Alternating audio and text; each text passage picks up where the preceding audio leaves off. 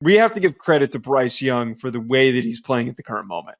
We got to give credit that he's not playing as a world beater, but the Panthers look to have more and more life every single game that they play in this season. 26-23, they lost to the Buccaneers, just a tight football game where their defense had 4 sacks, 8 tackles for loss, and Bryce Young goes 26-46 for 298 and a touchdown.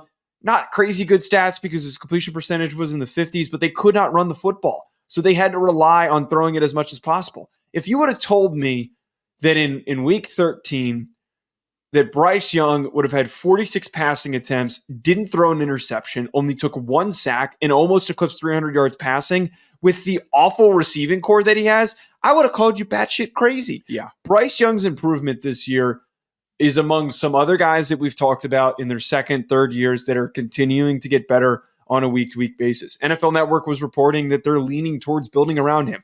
I firmly believe, and I said this when they initially benched him, that that's the right decision. There is a premier quarterback deep down in Bryce Young, a quarterback that can be a decisive, elite decision maker, a distributor. They need to be as aggressive as possible in this upcoming draft, depending on where they're picking, in order to go after as many playmakers as possible. At 3-9, they're going to be picking high. I would trade back. I would hope that you finish with a top 5 pick and bait some idiot into trading up to go take Garrett Nussmeier or Carson Beck or Quinn Ewers or whoever you can bait them top into. 5 guys, Joseph. Some dumbass team, I'm telling you right now, is going to get baited into doing it. Trade back, accumulate picks, turn yourself into an offensive powerhouse. But it all starts with, if you have the semblance of having a guy, invest. Invest whatever you can, because Bryce Young continues to look like a franchise quarterback more and more every single week. Bryce Young having this good spurt at the end of the season here, it couldn't have come at a better time. His benching also couldn't have come at a better time because there's not a guy in this upcoming class that for quarterbacks that I think is a true franchise restorer. So if you have a quarterback with momentum that seems to be playing better, take a year with him. What are you going to, it's not going to make the fans upset if you still got a guy up there that's playing better. You can get them invested in the momentum. And say you do draft the weapons. Say you do draft some more offensive linemen. Say you do get one good piece on defense in free agency or through the draft.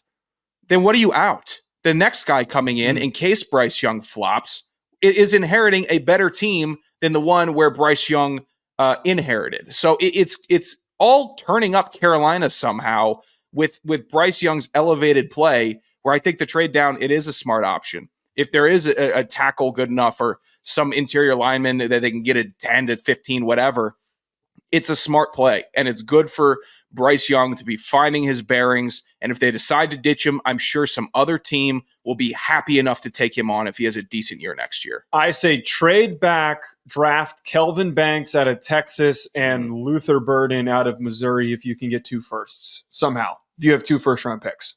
Yeah, that would be a winning combination.